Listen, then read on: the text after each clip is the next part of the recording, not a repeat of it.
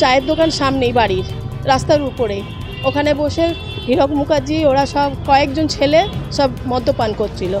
তার মধ্যে আমার ছোটো ছেলেকে গালাগাল দিয়েছে। দেওয়ার পরেতে ছোটো ছেলে আমার বাড়িতে গিয়ে ওর দাদাকে বলেছে, দাদা এরকম এরকম গালাগাল দিচ্ছে, দেখ।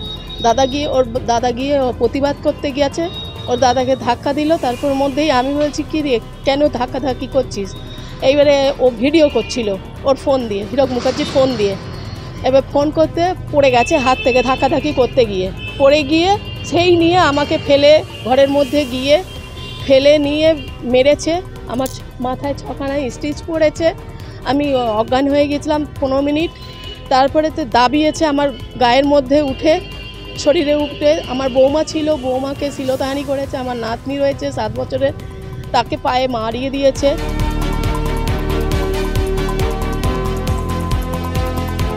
আমি অ্যাকচুয়ালি বাড়ির থেকে ফিরছি রাত্রিবেলা কাজবাজ করার পরে। তো পাড়ার সামনে দেখি আমাদের দোকানের সামনে, বাড়ির সামনে একটা দোকান আছে, ওখানে বসে সব মদ্যপান করছে সব ছেলেরা। তো ওখানে আমি প্রতিবাদ করার পরে তো আমাকে হঠাৎ করে ওরা উল্টোপাল্টা গালাগাল গিন্দিজ করে। তো আমি আমার বাড়ির ফ্যামিলিকে, দাদা বাবাকে ডাকি। তো ডাকার পরে ওরা খুব চড়াও হয়ে আমার ফ্যামিলিকে খুব মারধর করেছে। আর এটা করেছে হচ্ছে কল্যাণদার শালা, তৃণমূল নেতা, রায়হাট তৃণমূল নেতার কল্যাণদা আছে, কল্যাণদার শালা হীরক মুখার্জি, কল্যাণ লোদের শালা হীরক মুখার্জি। বাবা মা সবাইকে মেরেছে, হ্যাঁ, খুব অত্যাচার হয়েছে। মাননীয় মুখ্যমন্ত্রী, আমি দিদিকে বলবো যে আপনি একটু ভালো স্টেপ নিন যাতে আমাদের পাড়াটা উচ্ছৃঙ্খলা বন্ধ হোক। আর যে মেরেছে কল্যাণ লোদের শালা আছে, হীরক মুখার্জি তার নাম, আর তার সাথে 6 জন জড়িত আছে। সবাই মিলে আমাদেরকে মেরেছে, পুরো ফ্যামিলিটাকে, বাচ্চাটা পর্যন্ত আমাদের ট্রমায় চলে গেছে।